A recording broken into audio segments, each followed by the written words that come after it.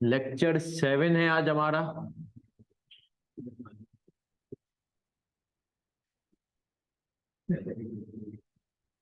IFRS 5 question 12, 13 and 14। उसके साथ पढ़ेंगे कंसेप्ट ऑफ CGU। चले सर आ जाए।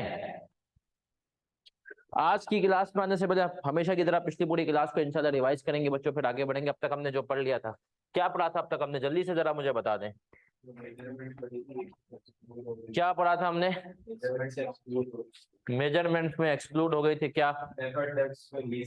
हमने कहा जो है इसका एक तो ऑब्जेक्टिव था कि पहले से पता चल जाए, फिर हमने कहा मेजरमेंट से क्या बातें खत्म हो गई थी?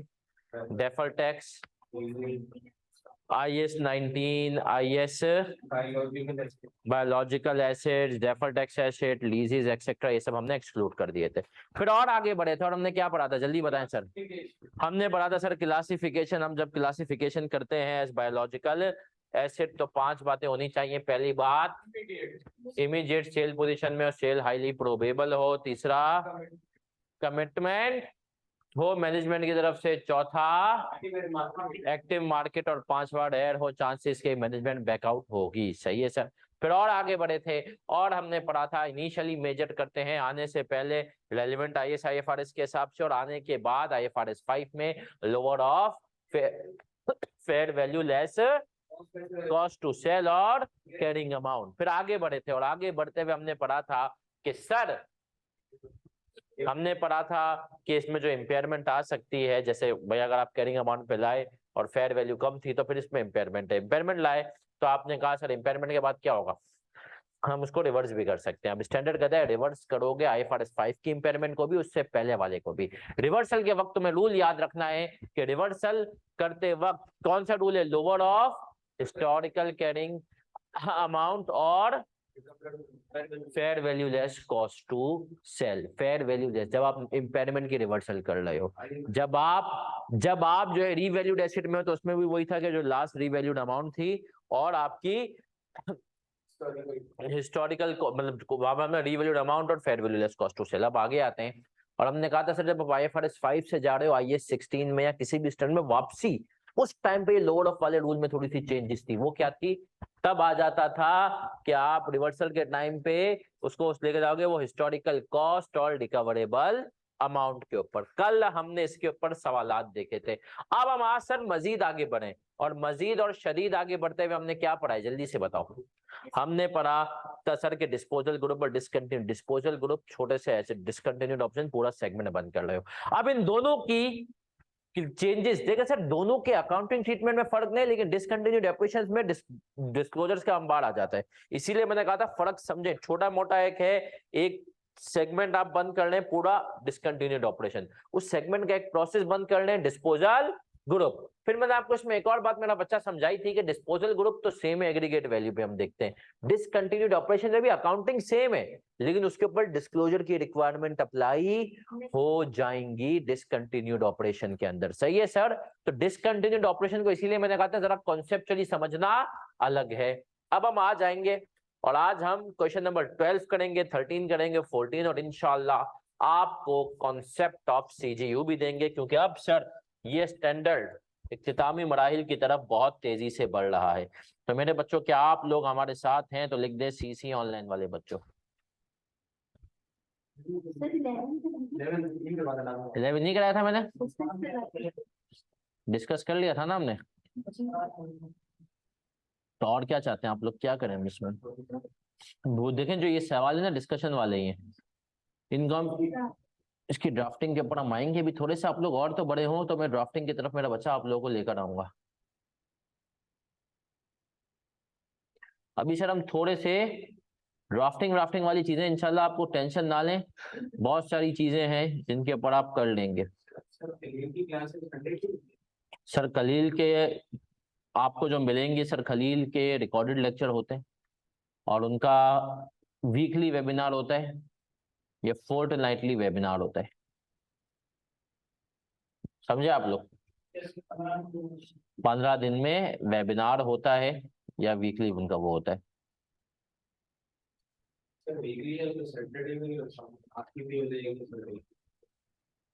देखो मेरा तो अपना एक अलग सीन है, लेकिन सर खलील जो है ना, सर खलील बहुत ज्यादा बड़े आदमी है।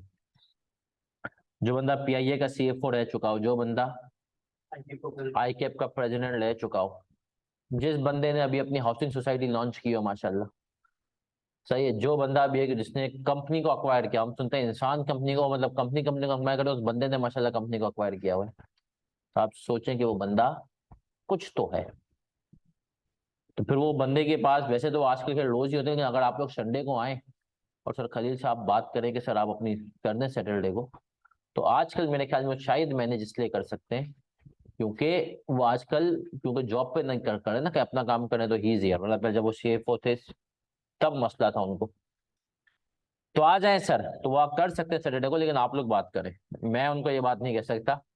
आए सर आए, हमने क्वेश्चन नंबर 11 क्या था, हम क्वेश्चन नंबर 12 की तरफ आएंगे, मुस्कुराएंगे। बहुत इजी सवाल है, आपकी और मेरी सोचों से ज्यादा आसान सवाल है ये। आपने इसमें डिसकंटिन्यूड ऑपरेशन और डिस्पोजल ग्रुप को आप सेम ही समझना है, बस ये याद रखना है कि डिसकंटिन्यूड, क्योंकि यह सवाल भी थोड़ा पुराना है तो इसके अंदर हम इसने डिसकंटिन्यूड ऑपरेशन को भी डिस्पोजल ग्रुप का ही नाम दिया, लेकिन आपको एक तरीके से याद रखना है कि बेसिकली अकाउंटिंग सेम है, डिसकंटिन्यूड ऑपरेशन के डिस्क्लोजर ज्यादा है। जैसे आपको याद होगा, मैं आपको यहां से लेकर जाता हूँ, IAS 37 पढ़ते थे तो मैं आपको बताया प्रोविजन और एक्रूअल में फर्क है। हालांकि देखा जाए तो दोनों में लाइबिलिटी, टाइमिंग और अमाउंट अनसर्टेन है, लेकिन एक्रूअल में लेवल ऑफ अनसर्टेनिटी क्या होता है, कम, प्रोविजन में ज्यादा। प्रोविजन जिसको बोलते हैं उसका डिस्क्लोजर देना जरूरी है, एक्रूअल जिसको हम कहते हैं सर उसका डिस्क्लोजर देना हमें जरूरी।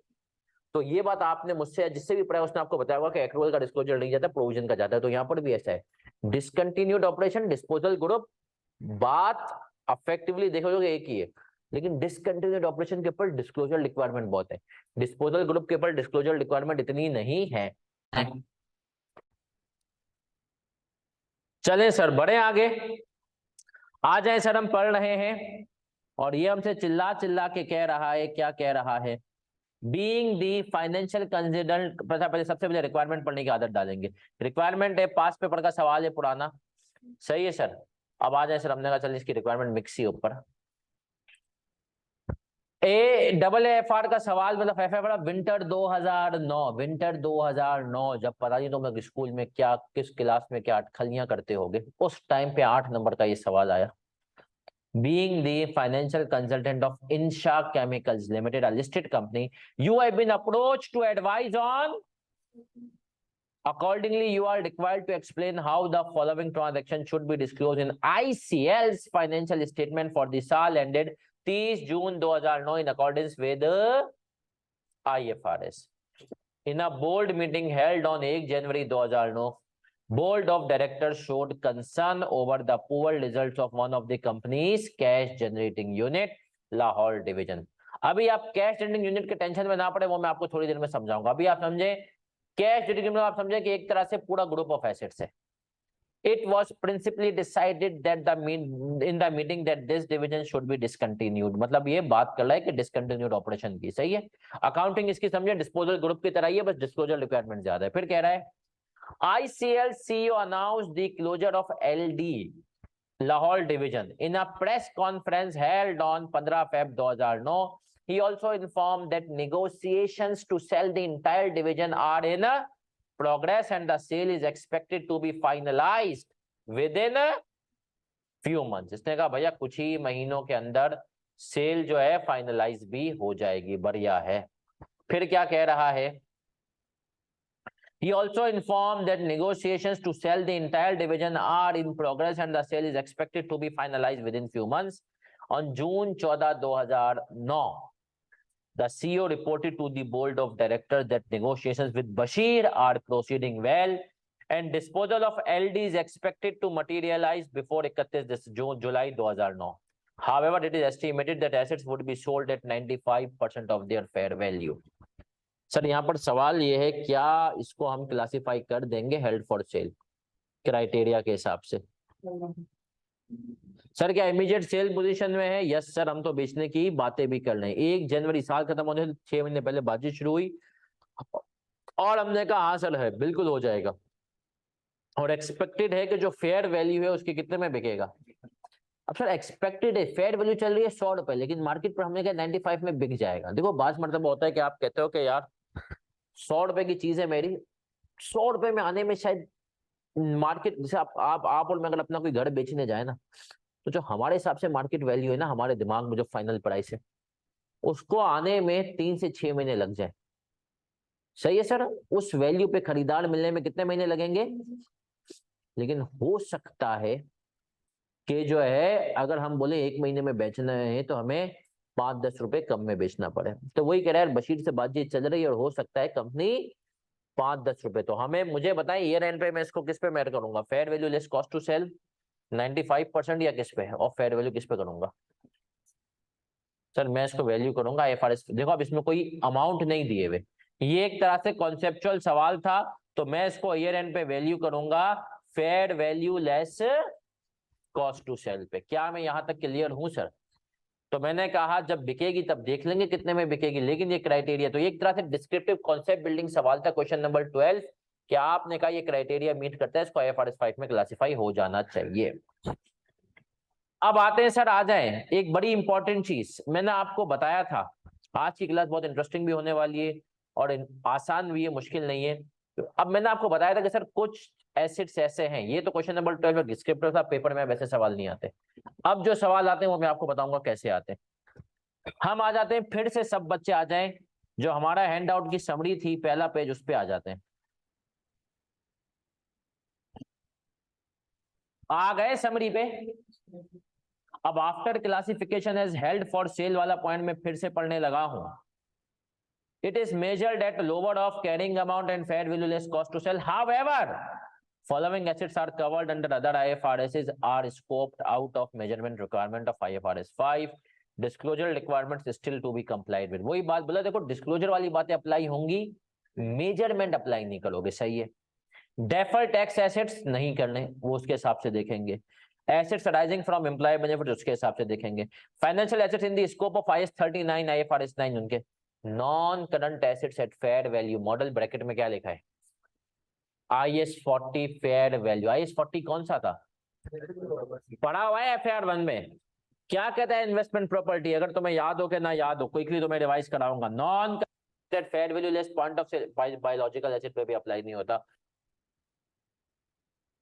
जल्दी से सब बच्चे बताओ, इन्वेस्टमेंट प्रॉपर्टी हम क्विकली रिवाइज कर। देखो हम FAR 1 की चीजों को FAR 2 को ऐसे ही रिवाइज करा करेंगे क्लास में, ताकि तुम्हें क्लियर हो जाए, क्योंकि सर इनका इतना ही काम होगा। सही है।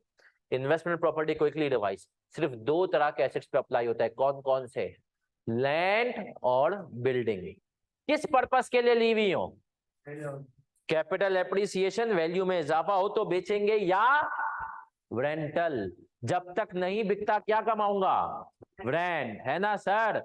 फिर हमने कहा जब इन्वेस्टमेंट प्रॉपर्टी हम लेते हैं तो इन्वेस्टमेंट प्रॉपर्टी की कॉस्ट के अंदर क्या चीजें आती हैं? हमने कहा वही purchase price, directly attributable cost, यहाँ पे स्पेशल फोकस है कमीशन कॉस्ट, स्टेट एजेंट की कॉस्ट। कोई प्रॉपर्टी चाहिए होती है, स्टेट अपनी कमीशन चार्ज करता है। याद है 3 तरह की चीजें इन्वेस्टमेंट प्रॉपर्टी के कॉस्ट में नहीं आती। कौन सी? Startup advertising cost. याद है हम बात करते थे मरहूम आमिर लियाकत हुसैन की। सही है। अब हमने कहा आमिर भाई को तो अल्लाह जन्नत पे इंशाल्लाह जगह दे। हम बात करते हैं कंफर्म जन्नती की, चाहत फतेह अली खान की। उसको आपने, सही है, आजकल ये जो आ रही है खातून, मेरा दिल ये पुकारे, इनको अगर आपने बुलाया इंटरटेनमेंट के लिए तो ये फ्री में नहीं आएंगे। सही है सर, ये फ्री में नहीं आएंगे, ये आपसे पैसे लेंगे। इनकी कॉस्ट इन्वेस्टमेंट प्रॉपर्टी की कॉस्ट में, याद है सर, मॉल वाले बुलाते हैं फन गाला। अभी साइमा जो है, साइमा वाला जो प्रोजेक्ट है, साइमा जो बिल्डर्स हैं, साइमा बिल्डर जो कराची के मशहूर बिल्डर्स हैं, उन्होंने एक हाईवे पे रखा था साइमा मिड टाउन। उसके लिए उन्होंने बेसिकली वो किया था। तो हमने कहा वो वहां पर एक फंड गाला रखा था, वो कौन से स्टार्टअप को। दूसरी इनिशियल ऑपरेटिंग लॉसेस।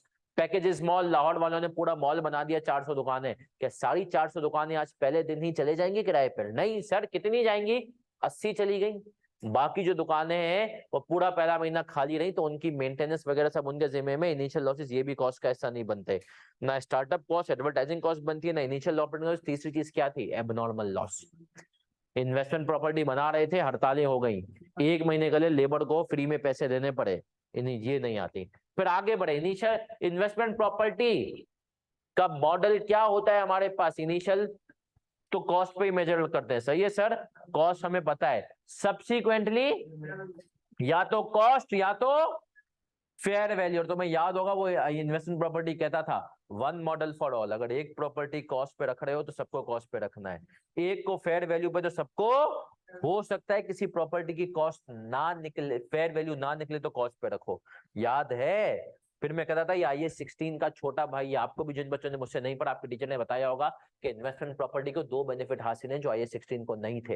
पहला बेनिफिट नो डेप्रिसिएशन, दूसरा gain in PNL, gain in.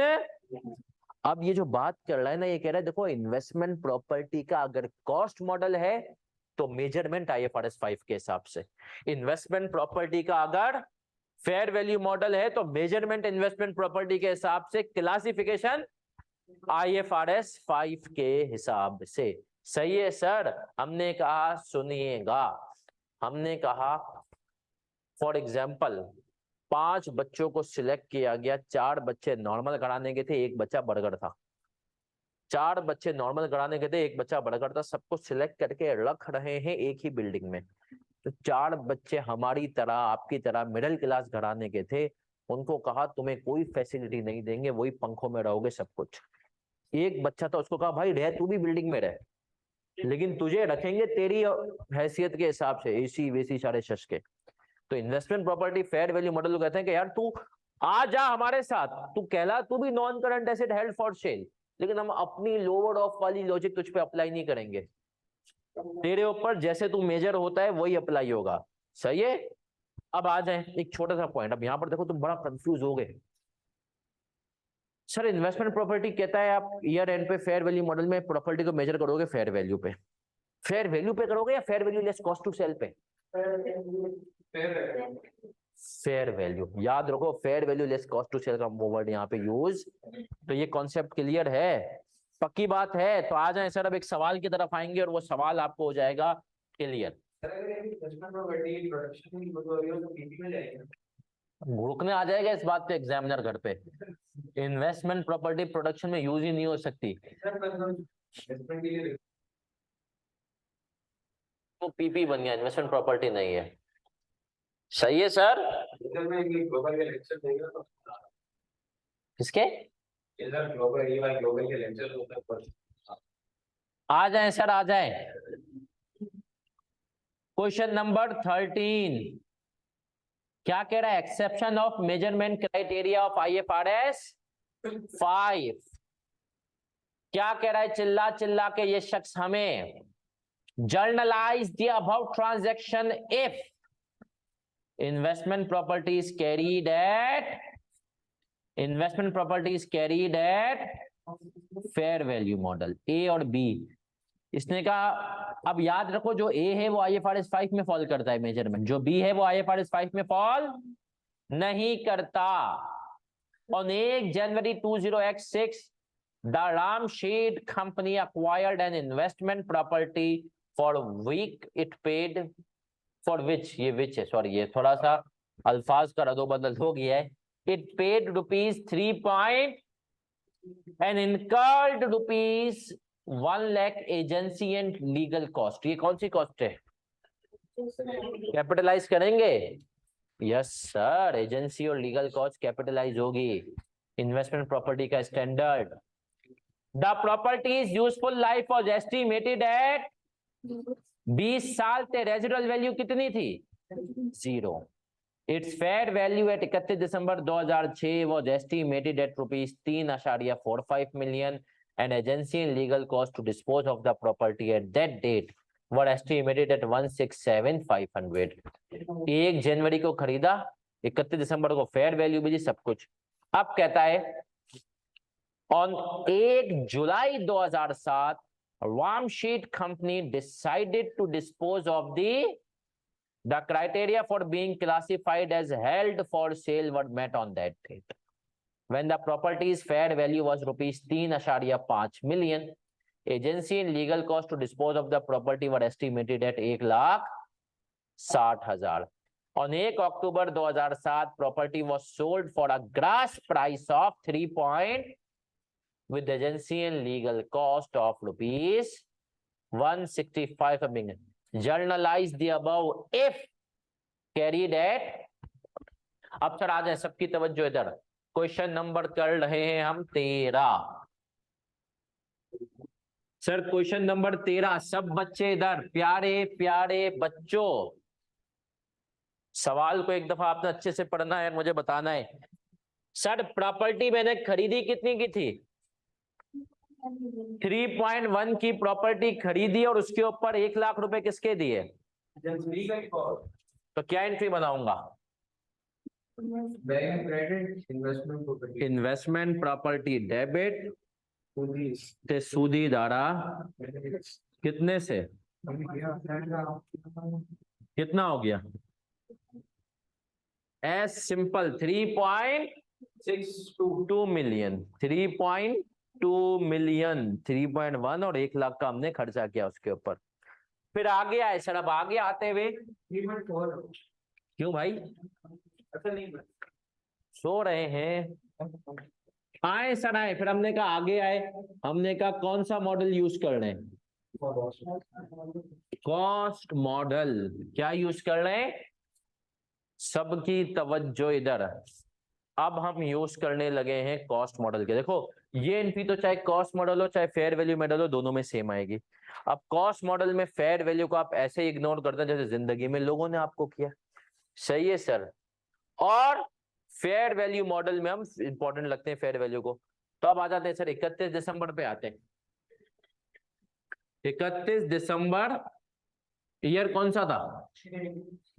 2006। ये 1 जनवरी 6 था ना।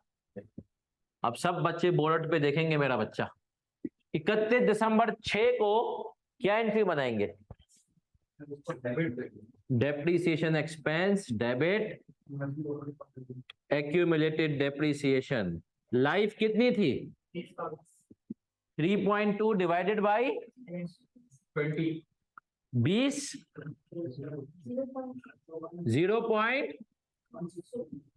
0.16 मिलियन, 1,60,000 से डेप्रीशिएट हो गई। मानते हो ये 31 दिसंबर 2000 से, क्योंकि अभी कॉस्ट मॉडल चल रहा है। कॉस्ट मॉडल में हम क्या करते हैं sir?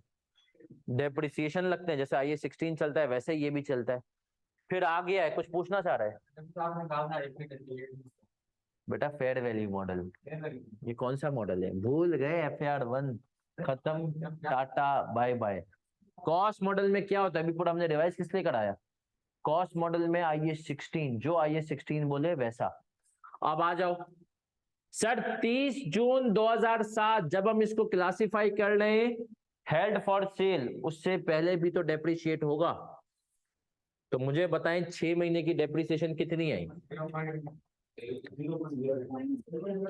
Depreciation expense debit accumulated depreciation 0.3.2 ते डिवाइडेड बाई 20 ते 6/12 कितना हुआ?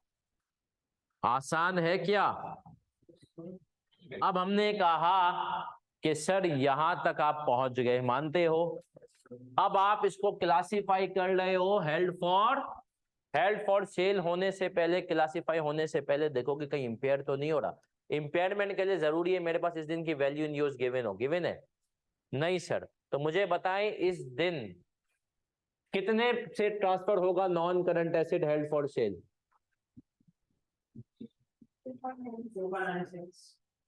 Non current asset held for cell, accumulated depreciation debit, investment property.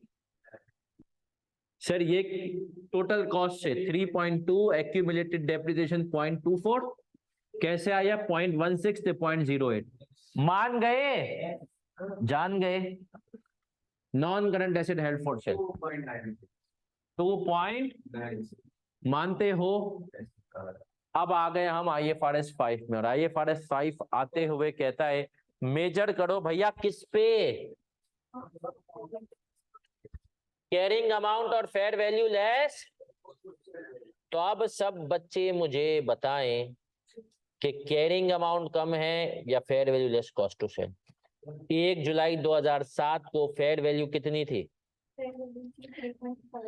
और एजेंसी कॉस्ट थी 0.16 मिलियन। तो हमने कहा कैरिंग अमाउंट कम थी, तो हमने कहा ये किस पे मेजर होगा?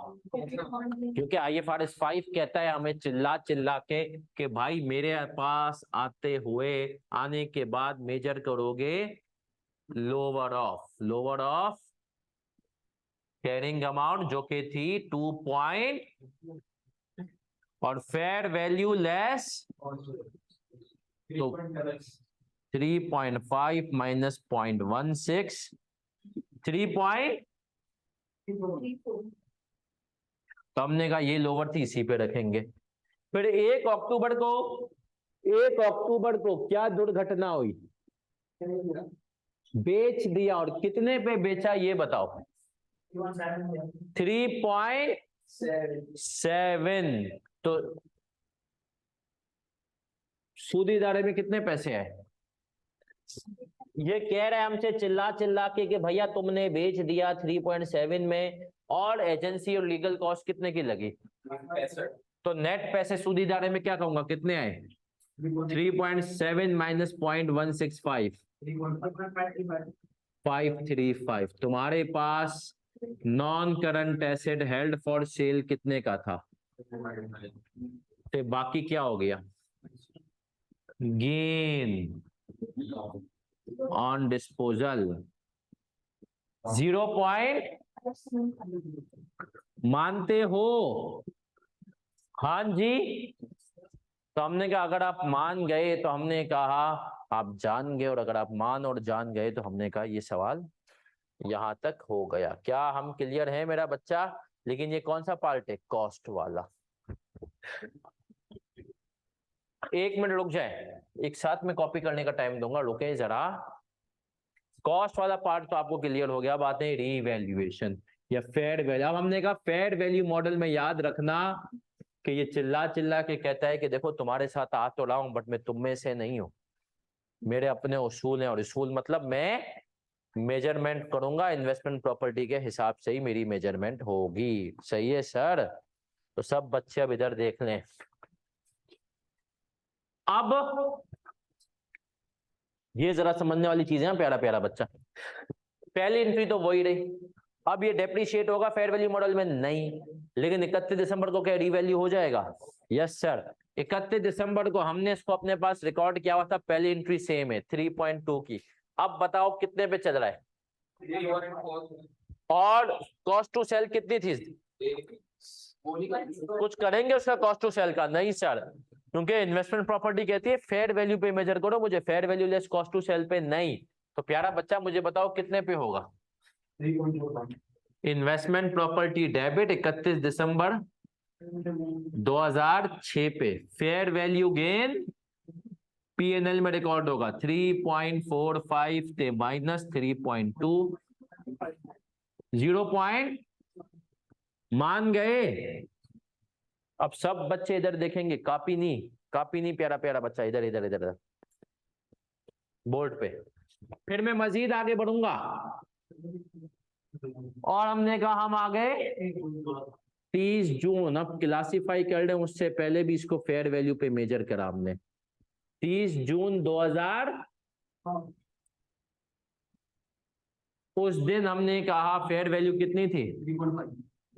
3.5। सब बच्चे देख ले। Investment property debit fair value gain, हमारे पास इन्वेस्टमेंट प्रॉपर्टी कितने पे आ गई थी? तो 3.5 माइनस 3 कितना आ गया? ऐसा ही है। अब हम इसको क्लासिफाई कर देंगे क्या? अब हमने कहा non current asset held for investment property, कितने से सर? अब जब non current asset held for cell में आया तो non current asset held for cell ने कहा अभी मजा आएगा ब्रू। उसने कहा नहीं ऐसा नहीं है, तो देख मैं तेरे में आ तो गया हूं लेकिन मुझ पे ये वाला रूल अप्लाई नहीं होगा। मैं 3.5 पे आया हूं और मैं इसी पे रहूंगा। इवन अगर साल के एंड आ गया और मेरी वैल्यू बढ़ गई तो मेरी वैल्यू भी हो जाऊंगा। समझ रहे हो? मुझ पे ये वाली कहानी अप्लाई। देखो सिर्फ मैंने तेरा नाम लिया है, मैंने कहा ना 4-5 बर्गर लोग गए, 4 बच्चे फुल देसी माहौल वाले हमारे जैसे, वो बगैर एसी के सबके उसके रह रहे हैं। एक बच्चा बर्गर था, उसने कहा देखो तुम्हारे बिल्डिंग में रह तो रहा हूँ लेकिन हम में और तुम में एक कोई मुमासलत नहीं है, हम अलग है, हम अपने हिसाब से रहेंगे, तुम्हें जो खाना पीना है खाओ, मैं KFC मैकडोनल्ड्स मंगवाऊंगा। तो ये वो बच्चा है, इसने कहा देखो नाम के लिए मैं हो गया हूँ non current asset held for cell, भाई मेरे ऊपर उसूल मेरे ही अप्लाई होंगे, मैं ये नहीं होऊंगा। तो इसका मतलब ये है ये 3.5 पर ही अब आप इसको डिस्पोज कर लें। कितने पे डिस्पोज किया था आपने? 3.535 पे जब आपने इसको डिस्पोज किया तब आपने कहा कब डिस्पोज करें? 1 अक्टूबर को। 1 अक्टूबर को तो बैंक में कितने पैसे आए नेट? 3.535। आपने कहा non current asset held for sale कितने पे था? तो आपने कहा गेन आ रहा है लॉस आ रहा है? कितने से? लॉस आ रहा है? गेन आ रहा है भाई, गेन, लेकिन 0.035। समझ रहे हैं सर? यहां पर गेन कितना आया? 0.5। तो इसके ऊपर तो अप्लाई हुआ ये वाली कंडीशन लोअर ऑफ वाली, सही है सर? इसने कहा मेरे ऊपर अप्लाई, मैं अपने हिसाब से। तो ये बात याद रखना कि IFRS 5 में आने के बाद भी सिर्फ जो ना क्लासिफिकेशन तो होगी, मेजरमेंट अप्लाई नहीं होगी। तो मेजरमेंट अप्लाई नहीं हुई, स्कोप आउट। तो चले मेरा बच्चा करें कॉपी, चलें सर बढ़े आगे। कर लिया कॉपी? अब अगर आप लोगों ने प्यारा प्यारा बच्चा ये कर लिया है कॉपी, तो अब इसी से जो अगला जो सवाल है साकिब, क्वेश्चन नंबर 14 ये करें, बस इसमें एक चीज सही कर लें। एंड में दिया हुआ the expected cost to sell was ₹2.5 million, जिसमें 1 जीरो ज्यादा लग गया, इसको 2.5 लाख कर लें। कितना कर लेंगे? 2.5 लाख। और जल्दी से ये कर लें, फिर हम आएंगे CGU के ऊपर। What is CGU? हो गया, चले sir. Saqib limited carries its investment properties at its fair value on 25 June 2004। Saqib limited classified an investment property as held for sale in accordance with IFRS 5. At that date, the fair value was ₹3 million and expected cost to sell was ₹2 lakh. On 31 December 2004, the fair value of the property was ₹2.8 million and the expected cost to sell was ₹2 lakh. फिर कह रहा है the sale of property was delayed due to events beyond the control of Sakib and the company remains committed to, जिसका मतलब है कि company classify नहीं कर रही, which is highly probable in 6. On 31 December 5, the fair value of the property was decreased to 3.5 million and the expected cost to sell was ₹2.250,000. Under IFRS 5, what are the amount that should be shown in the statement of financial position and comprehensive income for 31 December 4 and 5 in respect of above property? अब सब बच्चे बड़े गौर से सुने, इसमें हमसे क्या मांग रहा है ये शख्स? एक्सट्रैक्ट्स। तो क्या आपने एक्सट्रैक्ट्स बनाए? नहीं सर, बना लिए? आए सर आए, एक्सट्रैक्ट्स पे आते हैं। एक्सट्रैक्ट्स में क्या चीज आएगी? Non current assets held for cell और हमारे पास आ जाएगा। लेकिन सर फेयर वैल्यू मॉडल है तो आपको पता है ना, अगर फेयर वैल्यू मॉडल है तो हमने कहा ये बेशक क्लासिफाइड हो जाए IFRS 5 में, चलेगी इसकी, है ना, आ जाए।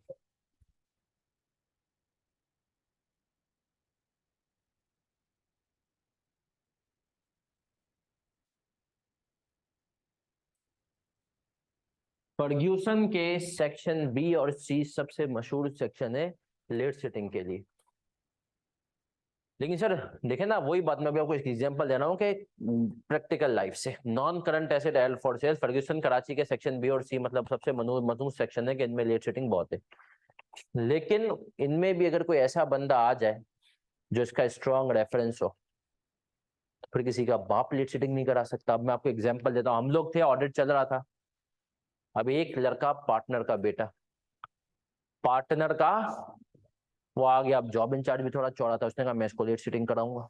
जॉब इंचार्ज ने भी अपने अनाह पे ले ली कि पार्टनर के बेटे को क्या कराऊंगा, और पार्टनर का बेटा था भी मम्मी डैडी। अब भाई पार्टनर के बेटे ने शाम के 6 बजे कहा कि मुझे जाना है, जॉब इंचार्ज ने कहा नहीं तुम अभी नहीं जाओगे, थोड़ा काम है वो करके जाना। उसने कहा क्या होगा, थोड़ा सा पार्टनर के, जॉब इंचार्ज के दिमाग में था कि वो था भी सीनियर पार्टनर थे, उनकी नजरों में आ जाऊंगा मैं, समझ रहे हो, या हमारे लड़के को किसने रोका। उसने कहा तुम नहीं जाओगे। अगले 5 मिनट में जॉब इंचार्ज को उस लड़के की मम्मी का फोन आ गया कि जो इसके अब्बू हैं, वही जो पार्टनर थे, वो कह रहे हैं कि इसको अभी के अभी वापस भेजें, ड्राइवर इंतजार कर रहे हैं। तो देखा जाए तो सेक्शन बी में लड़का आ चुका था जो सबसे खतरनाक था, लेकिन वहां पर आकर भी वो लेट सिटिंग नहीं की। तो IFRS 5 में तुम आ जाओ, लेकिन चलेगी तुम्हारी अपनी, अगर तुम पार्टनर के बेटे या इन्वेस्टमेंट प्रॉपर्टी या कोई एक्सेप्शन हो। सही है सर। तो हमने कहा, अब आ जाए क्वेश्चन नंबर 14 पे। हमने कहा सर साकिब भैया 3,03,000,000 थी और expected cost to sell 2 lakh थी। तो हमने कहा भाड़ में जाए, हम तो एक्सपेक्टेड कॉस्ट टू सेल को नहीं देखेंगे ना। और 31 दिसंबर 2004 को फेयर वैल्यू कितनी हो गई, 2 पॉइंट, और एक्सपेक्टेड कॉस्ट टू सेल कितनी थी, 2 लाख। तो सब बच्चे इधर देखें। हमने कहा क्वेश्चन नंबर 14, SOFP और SOFP में ब्रैक उसमें क्या लिखूंगा, 2005 और 2004 इन्वेस्टमेंट प्रॉपर्टी या non current asset held for cell, और ये किसमें क्लासिफाई होंगे। और SOCI में क्या आएगा, फेयर वैल्यू गेन और लॉस 2005 और 2000। अब सब बच्चे बहुत ही ज्यादा गौर से देखेंगे। सर क्लासिफाई कब हुई, 25 जून 2004 क्लासिफाई हुई, 25 जून 2004। तो 25 जून 2004 को जब वो क्लासिफाई हुई, तब हम क्या करेंगे, non current asset held for sale debit कितने पे, 3 मिलियन, ऐसा ही है। अब हमने कहा क्लासिफाई तो हो गए, लेकिन अपने ये उसूल अप्लाई होंगे। तो 31 दिसंबर ईयर एंड है ना, कितने पे आ जाएगी, उस टाइम पे फेयर वैल्यू कितनी चल रही है, 2.8। तो क्या एंट्री बनाऊंगा, फेयर वैल्यू लॉस या PNL debit non current asset कितने से, 2 लाख। अब आ जाते हैं सर। तो हमने कहा यहां पर कितने से आ गया, 2004 में 3 मिलियन, सॉरी 2.8, और यहां पर 2 लाख, मानते हो। अब सब बच्चे इधर देखेंगे, प्यारा प्यारा बच्चा। हमने कहा सर आगे बढ़े, और ये 2 लाख का लॉस है ना, नेगेटिव। 31 दिसंबर 2005। अब रीक्लासिफाई तो हम कर नहीं रहे, क्योंकि हमने कहा बेशक नहीं बिकी लेकिन रखेंगे। अब मुझे बताएं इस दिन फेयर वैल्यू कितनी चल रही है, 3.5। क्या एंट्री बनाओगे,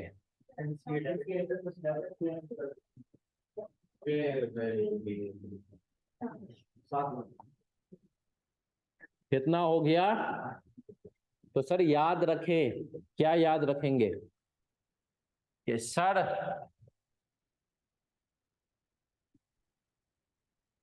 जरदारी बेशक जेल चले जाए, उसके लिए आम कैदी वाला सुलूक वो अपने हिसाब से जिंदगी जीता है जेल में भी।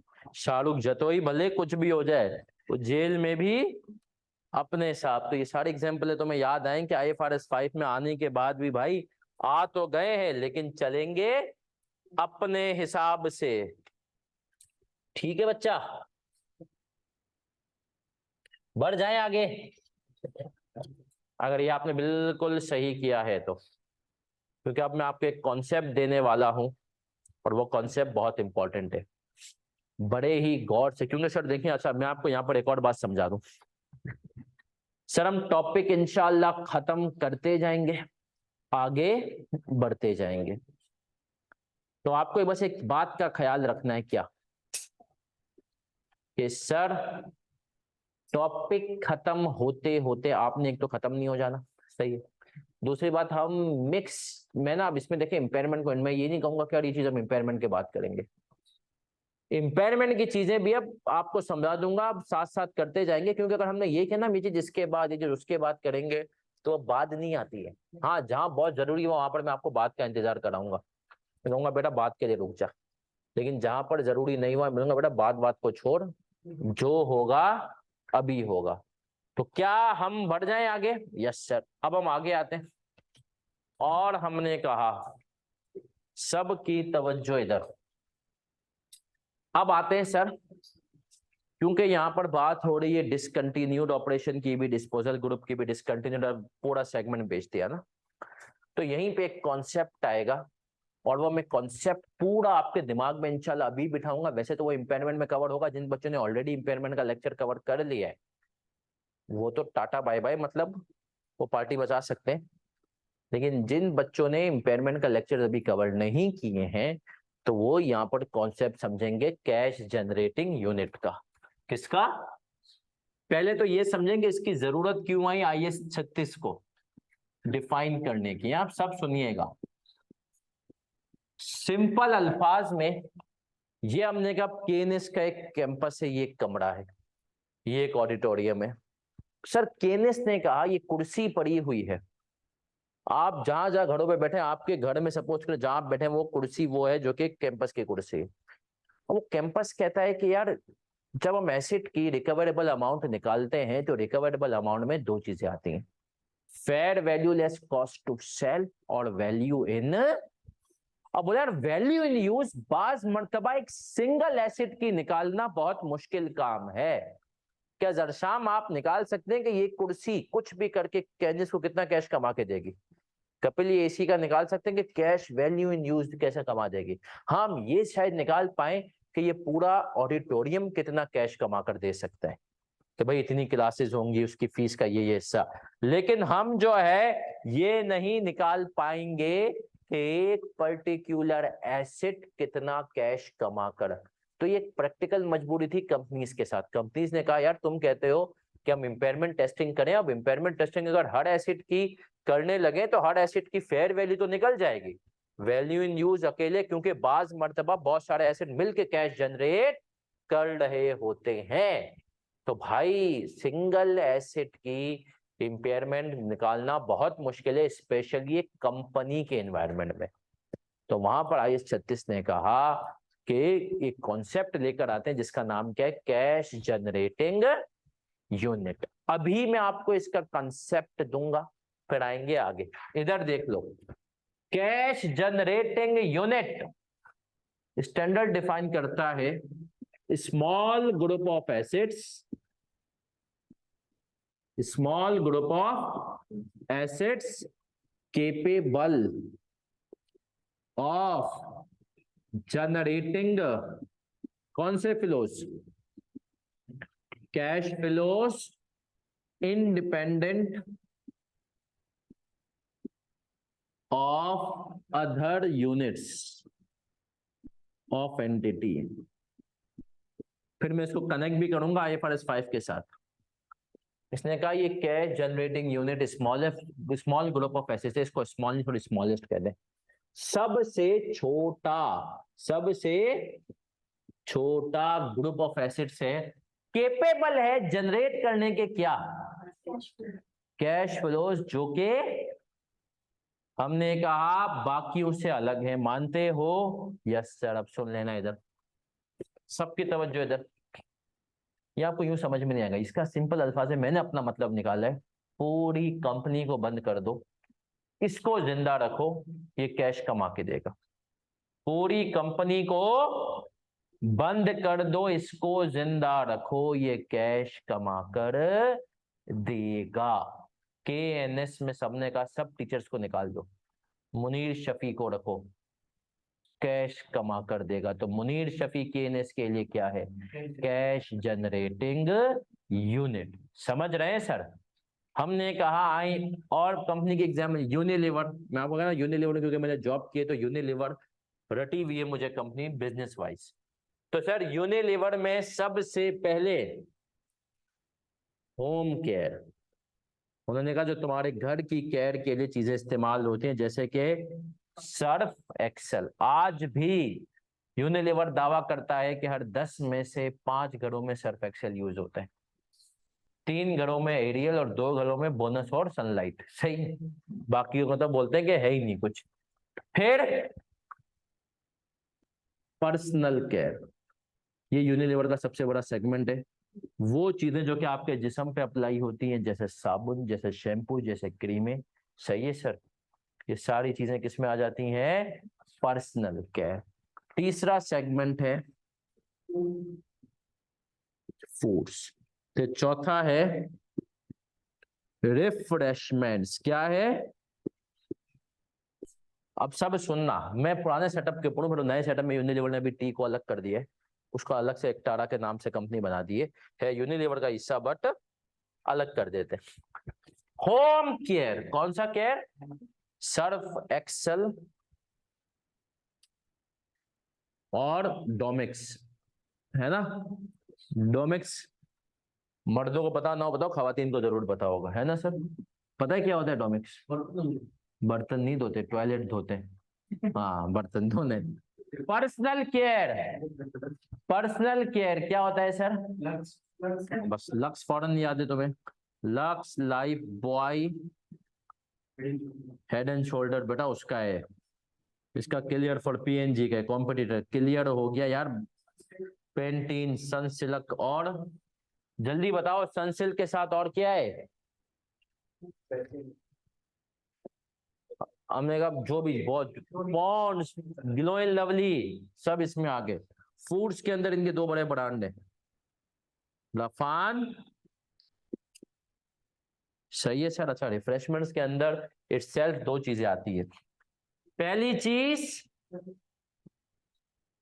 आइसक्रीम, ते दूसरी चीज टी। पहले अब इन्होंने यूनिलीवर ने टी को एक अलग कंपनी बना दिया, उसके कुछ टैक्स बेनिफिट होते हैं, कुछ उल्टे सीधे बेनिफिट होते हैं, वो तुम्हें बड़े होकर समझ में आएंगे। सही है?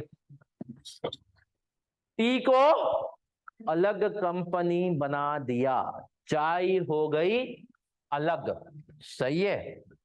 लेकिन हम पुराने, हमने कहा ये सारे यूनिलीवर के सेगमेंट हैं। अब आते हैं सर, मैं आइसक्रीम की गहराई में जाऊंगा। आइसक्रीम कौन कौन सी आती है यूनिलीवर का? आइसक्रीम का ब्रांड नेम पता है ना क्या है? वॉल्स के अंदर कौन कौन सी आइसक्रीम आती है? मैग्नम, और बेटा यूनिलीवर की आइसक्रीम के नाम माना फम से आते हो, लेकिन ऐसी हालत के मतलब नाम भी नहीं बता। खवा जो ऑनलाइन वाले बच्चे हैं वो बताएं।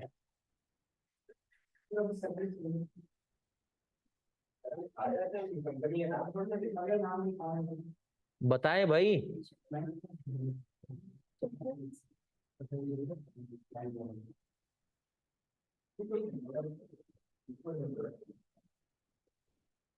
बताएं जी। मैग्नम के अलावा यार ऑनलाइन वाले बच्चों तुम भी कुछ पार्टिसिपेट कर लो बच्चा। तुम लोगों ने आखिरी दफा आइसक्रीम कब खाई थी भाई? मेरा अंदर शायद अनवर आ रहे, बोलूं घड़ी को। मतलब भाई हाँ देखा सर कॉर्निटो, मतलब यार चोक बार आती है इनकी, इनकी जेट स्पॉट आती है, मतलब फीस्ट आती है, मतलब यार हद होती है। तो तुम लोग आइसक्रीम में नहीं खाते हो? नहीं खाते आइसक्रीम? जब से कबाब आया ना, मतलब यार तुमने कहा कहीं रेस्टोरेंट में गए वहीं पे खा लिया ना बेचारे, वो ये यूनिलीवर बोले तो मैं क्या करूं, फिर जॉब छोड़ दूं? आज थोड़ी सी दिक्कत। सही है सर। अब आ जाए सर, इधर आ जाए। अभी हमने कहा बहुत सारे ब्रांड हैं, अब इन ब्रांड्स में से यूनिलीवर ने कहा कि हमें निकालने सीजीयू के, अब डेफिनेशन पे फिस्ट कर रहा हूँ, smallest group of acids capable of generating cash flows independent of other units. पूरी कंपनी को बंद कर दो, ये अकेला कैश कमा करके देगा। अब मेरा मासूमाना सवाल है, कौन सा सवाल है? मासूमाना सवाल है, यूनिलीवर के लिए आइसक्रीम, टी, रफान, कनौर ये सीजीयूज होंगे, या जेट स्पॉट, कॉर्निटो, मैग्नम ये सीजीयू होंगे? टी और नमक। मतलब टी, आइसक्रीम या कॉर्निटो, जेट स्पॉट, मैग्नम सीजीयू क्या होंगे? आइसक्रीम टी होगा, टी। सबको बंद कर दो, ये अकेला कमा करके देगा। मतलब personal care, foods care, refreshment इस लेवल पे सीजीयू पे जाएंगे, रफान, कनौर इस लेवल, क्योंकि तो कनौर के अंदर भी केचप भी आती है, नूडल्स भी आती है, समझ रहे हो? ये मजीद एक्सपेंड से आइसक्रीम मजीद, तो मुझे बताएं जी इस लेवल पे होगा, मतलब ब्रॉड ब्रॉड लेवल पे होगा।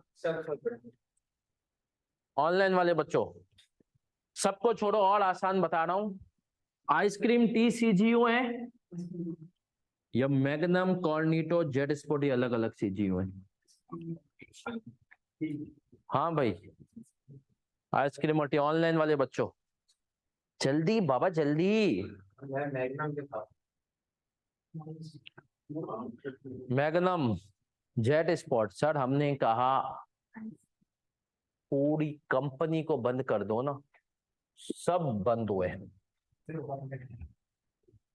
जेट स्पॉट, कॉर्निटो, मैग्नम किसी एक को जिंदा रखो। जेट स्पॉट ने कहा तुम कॉर्निटो और मैग्नम को भी बंद कर दो, आपका भाई यूनिलीवर को अकेला कैश ला कर देगा।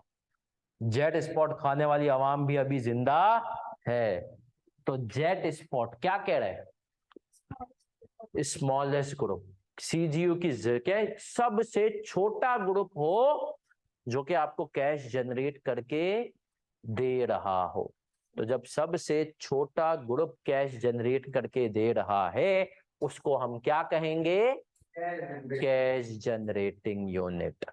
तो यूनिलीवर जब इम्पेयरमेंट टेस्टिंग करता है ना, तो टी के ऊपर नहीं करता, आइसक्रीम के ऊपर नहीं करता, जेड स्पॉट, मैग्नम के ऊपर करता है।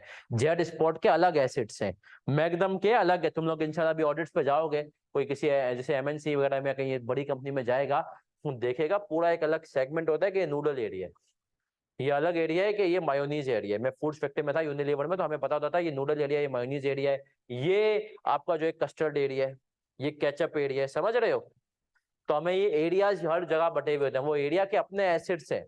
इसी तरीके से आइसक्रीम फैक्ट्री में ये जेट स्पॉट एरिया है, ये कॉर्निटो एरिया है, ये मैग्नम एरिया है, समझ रहे हो? ये फीस्ट एरिया है।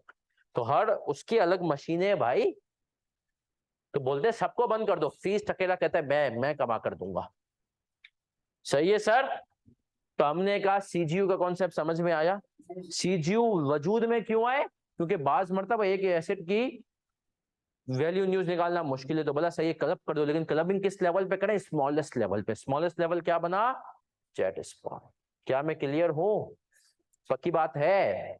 ऑनलाइन वाले बच्चों क्लियर है तो लिख दे सीसी। इसकी सेल ज्यादा हो- नहीं, वो ऑपरेटिंग सेगमेंट में आप कंफ्यूज हो। ऑपरेटिंग सेगमेंट कहता है रेवेन्यू, रेवेन्यू अच्छा इन चीजों में, यहाँ पर ये कहता है सबको बंद कर दो, ये बोले मैं अकेला कैश कमा करके दूंगा। फर्म के ऊपर आते हैं। मुझे बताएं, एक अच्छी फर्म में टैक्स डिपार्टमेंट होता है, एडवाइजरी होता है, और हमने कहा अश्योरेंस होता है। फिर हमने कहा अश्योरेंस डिपार्टमेंट में भी जाएं तो हमने कहा एक्सटर्नल और इंटरनल, ये अलग अलग आपके पास होते हैं। तो फर्म के लेवल पे आपकी सीजीयू क्या होगा? एक्सटर्नल। क्या होगा? External audit. अब एक मासूमाना सवाल है, एक्सटर्नल ऑडिट भी है। अब जैसे बात करते हैं फर्ग्यूसन, क्योंकि मैंने आर्टिकल्स वहां से किए, बाकी हर फर्म में ऐसा होता है section A B C D. तो section A, section B, section C, section D क्या होगा? सीजीओ। कोई भी एक सेक्शन, हर सेक्शन अलग अलग सीजीओ है। सेक्शन ए एक अलग सीजीओ है, सेक्शन बी अलग है, सेक्शन सी। पूरी फर्म को बंद कर दो, सेक्शन ए को जिंदा रखो, कमा करके देगा। समझ रहे हो? सीजीओ की पहचान की है, पूरी कंपनी को कर दो बंद, ये कहेगा कि मैं अकेला कमा कर दूंगा। समझे कॉन्सेप्ट सीजीओ का? तो आए सर, अब सीजीओ का समझे। मेरा एक मासूमाना सवाल है, यूनिलीवर अगर कहे कि हम जेट स्पॉट को बेच रहे हैं, गरीबों वाली आइसक्रीम नहीं बनाएंगे अब से हम, बेच दो, तो क्या जेट स्पॉट डिसकंटिन्यूड ऑपरेशन बन जाएगा? डिसकंटिन्यूड, पूरा सेगमेंट उठा के बेच दिया मैंने भाई। देखो डिस्पोजल ग्रुप तो होता है पार्ट ऑफ प्रोसेस। हमने कहा जेट स्पॉट को जो ठंडा करने का निजाम है ना, खाली वो हम आउटसोर्स करना है। मतलब एक भाई आइसक्रीम तो मेल्टन फॉर्म में होती है ना, लिक्विड फॉर्म में, उसको जो आइसक्रीम फॉर्म में लाना है, वो वाली जो सिस्टम सेटअप है उसको अगर हम आउटसोर्स करते हैं तो वो होता है डिस्पोजल ग्रुप। डिस्पोजल ग्रुप में डिस्क्लोजर नहीं चाहिए, बस इतना याद करना, डिस्कंटिन्यूड। पूरा जेट स्पॉट बेच रहे हैं तो ये क्या हो जाएगा?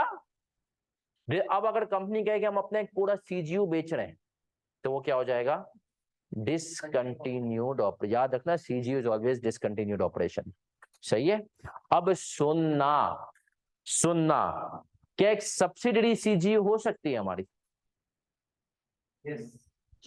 क्या एक सब्सिडरी हमारी सीजीयू हो सकती है मेरा बच्चा?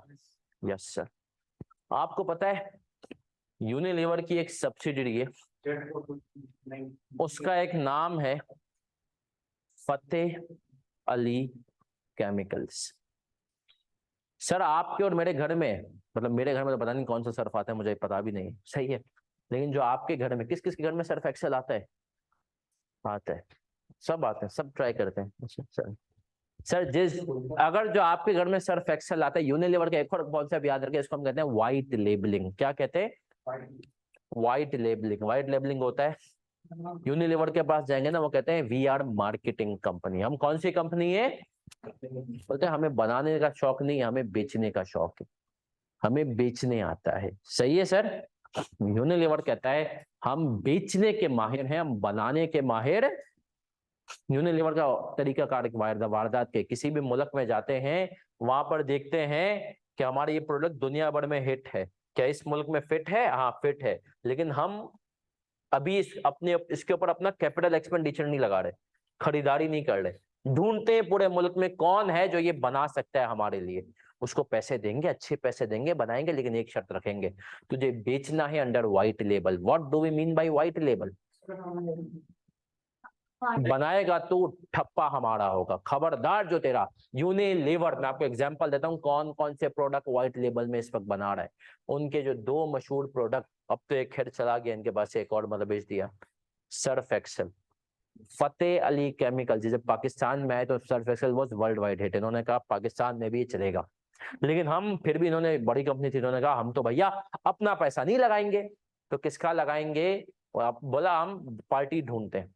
उसको बोला तुम्हें सर्फ बनाने आते हैं? बोला हम तो बना रहे हैं, बेच रहे हैं लोग जिस नाम से। बोला आज से अपना नाम का सर्फ बंद करो। बोला क्यों बंद करो? बोला हम तुझे इतना काम देंगे ना कि तेरी सोच है। बोला चल बंद नहीं कर, थोड़ा सा कर दे, सर्फ हमें बना कर दे, उसके ऊपर हमारा फॉर्मूला ले, इस फॉर्मूले से बना, और हमें ठप्पा जो है ना हमारा लगाने दे, व्हाइट लेबलिंग। तो उस फतेह अली केमिकल से सर्फ खरीदते रहे। 1954 में शायद यूनिलीवर पाकिस्तान आई थी, 1973 तक फतेह अली केमिकल से सर्फ खरीदती रहे। फिर उनको लगा कि यार ये फतेह अली केमिकल जितना बड़ा ना हो जाए, हमारा बच्चा जो कि हमारे सामने परवरिश करा, कल कला को इतना बड़ा ना हो जाए कि हमें आंखें दिखाए, और हमें आंखें दिखाए और अपना ब्रांड लॉन्च कर दे और मार्केट में फैला दे। तो उसको यूनिलीवर ने खरीद लिया उस टाइम पे। ये एक रूल होता है, लग रहा हो ना कि इसमें पोटेंशियल, इसको आज क्या कर लो, खरीद लो। तो बेसिकली अब फतेह अली केमिकल्स को देखो, वो यूनिलीवर की एक सब्सिडरी है। क्या वो यूनिलीवर के लिए सीजीयू है? Yes sir, Fateh Ali chemicals Unilever के लिए क्या है? कैश जनरेटिंग यूनिट है। और क्या वो यूनिलीवर की सब्सिडरी है? हाँ सर, यूनिलीवर की सब्सिडरी भी है। मेजर शेयर होल्डिंग खरीद ली, कुछ होल्डिंग अभी भी ओरिजिनल ओनर्स के पास है। अब मेरा यहाँ पर एक और मासूमाना सवाल है, वो सवाल ये है प्यारा प्यारा बच्चा कि सर सब्सिडी तो क्या गुडविल आई होगी? Yes. गुडविल भी आई होगी।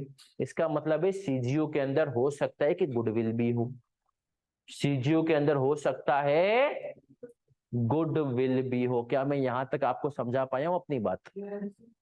सीजीयू क्या होता है? Smallest group. सीजीयू सब्सिडरी भी हो सकता है, और अगर सब्सिडरी है तो सीजीयू के अंदर गुडविल भी हो। क्या मैं यहां तक क्लियर हूं सर? पक्की बात है? तो मैं आज की क्लास को यहीं तक रखूंगा। क्यों सर? क्योंकि इससे ज्यादा आज की क्लास में आप लोग अभी मैं अगर इसकी इंपेयरमेंट पे आऊंगा ना सीजीयू की, तो कुछ लाशें गिर सकती हैं। तो इसीलिए मैं आज की क्लास में मजीद लाशें, मतलब अब कल की क्लास में मैं बताऊंगा सीजीयू की इंपेयरमेंट और फिर इनका सवाल मिक्स के करके कैसे आता है। क्योंकि IFRS 5 में आप पूरे डिसकंटिन्यूड ऑपरेशन को लेकर आ रहे हो, आ गए भैया। फिर इसमें सीजीयू के साथ गुडविल भी थी, फिर क्या करोगे? समझ रहे हो? अब हमने चौथे गियर पे आ गए, अब हमने अपना गियर चौथे की तरफ, क्योंकि भैया 7वीं क्लास है FFR की तुम्हारी इंशाल्लाह। तो आप बड़े गौर से सुने सर, सीजीयू को दिमाग में रखना है smallest group of acid. Unilever के लिए जेड स्पॉट कॉर्निटो मैग्नम लेवल पे सीजीयू है। पक्की बात है? अब आए सर, सब बड़े गौर से एक और बात सुने। आज की जो मैं नॉर्मल बातें करता हूँ आपको, तो आज जैसे मैंने कहा ना 10 मिनट अदर दिन क्लास बात करेंगे, तो एक बात याद रखें, मुझसे एक बंदे ने सवाल पूछा जो कि मैं आपसे पूछूंगा।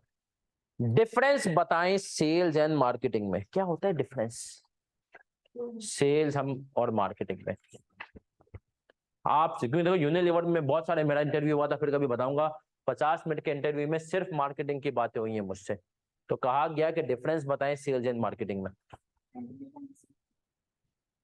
Sales में सर हम अपना एक्सपेक्ट करें उनको इंक्लूडिंग मार्केटिंग के साथ, और मार्केटिंग से हम उनको प्रमोट करना है, जरूरत पैदा पे sales, difference sales and marketing. Online वाले बच्चों, marketing is mode of advertising and publicity. देखो अब तुम्हें पता हो कहीं ना कहीं, तुम बेटा मार्केटिंग के बंदे से जो है ना मीटिंग करोगे, तुम उसको बेच तो पाओ। अब सुनना, marketing is product based. Product में जान है तो उसकी मार्केटिंग होती है। Sales is person based. सही है सर? अगर प्रोडक्ट दमदार होगा तो सेल्स की एफर्ट्स बहुत कम होंगी, लोग खुद खरीदेंगे। यूनिलीवर का प्रोडक्ट सर्फ एक्सेल बहुत दमदार है, लोग खुद खरीदते हैं। डोमिक्स दमदार नहीं है इतना, उसके लिए मार्केटिंग वाले, सेल्स वाले बंदे को देखो। सेल्स हमेशा पर्सन बेस्ड होती है। अब ना सेल्समैन वो होता है जो रेगिस्तान के अंदर रेत को बेच दे, जो गंजे को कंगी बेच दे। ये किसकी क्वालिटीज है? अगले को जरूरत नहीं है, तूने उसको चिपका दिया। सही है? ये salesman. Marketing is more of a publicity advertise. तो मार्केटिंग याद रखो प्रोडक्ट बेस्ड होती है, और सेल्स क्या होती है? अब यूनिलीवर कहती है मार्केटिंग कंपनी, तो क्या मतलब? यूनिलीवर कहती है यार तुम हमें क्वालिटी प्रोडक्ट बनाकर दे दो, उसको मार्केट ऐसे करेंगे कि कस्टमर का बाप भी खरीदेगा। मार्केट ऐसे करेंगे, देखो अगर आपकी प्रोडक्ट में क्वालिटी है तो मार्केटिंग की तरफ जाना है। आपको पता है यार प्रोडक्ट में इतनी क्वालिटी, तो सेल्स की तरफ जाना है। अब हमारे मुल्क में इसी सेल्स को लेके एक बहुत बड़ा, हमारे मुल्क में और दुनिया भर में एक फ्रॉड चलता है, और जिसको मैंने पिछले दफा कुछ हाईलाइट किया पिछले दिनों में, तो मेरे बहुत सारे स्टूडेंट मुझसे नाराज हुए, सब कुछ हुए। उसको कहते हैं network marketing, multi level marketing.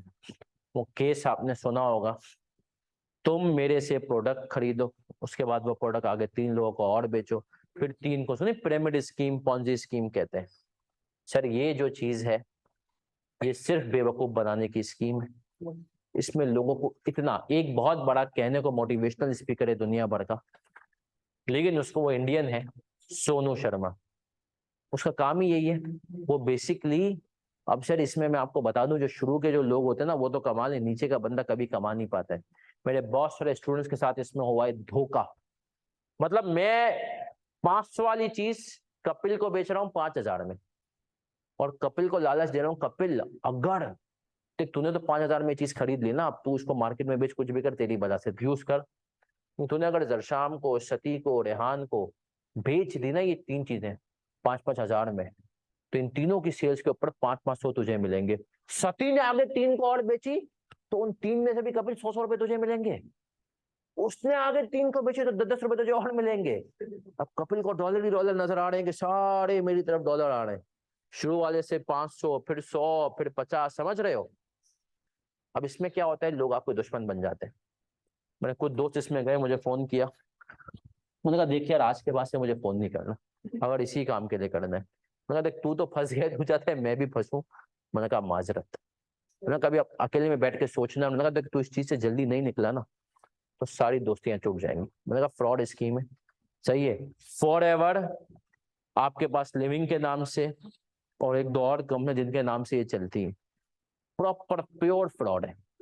आम आदमी को जल्दी, अच्छा इनकी फिर मैं कभी बात करूंगा, इनके बड़े टैक्टिक्स होते हैं।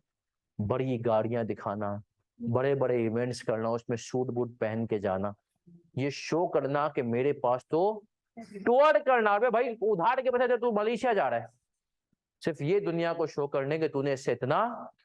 और जब तक तू दुनिया को नहीं बताएगा कि तू अमीर है तो लोग अबे भाई लोग तेरे पे कैसे भरोसा करेंगे। चलिए सर फिर कभी इस पे बात करेंगे। और ही फिल्म बिल्कुल ठीक नहीं। हम मिलेंगे इंशाल्लाह कल 5 बजे। अपना ख्याल रखिएगा। अल्लाह हाफिज।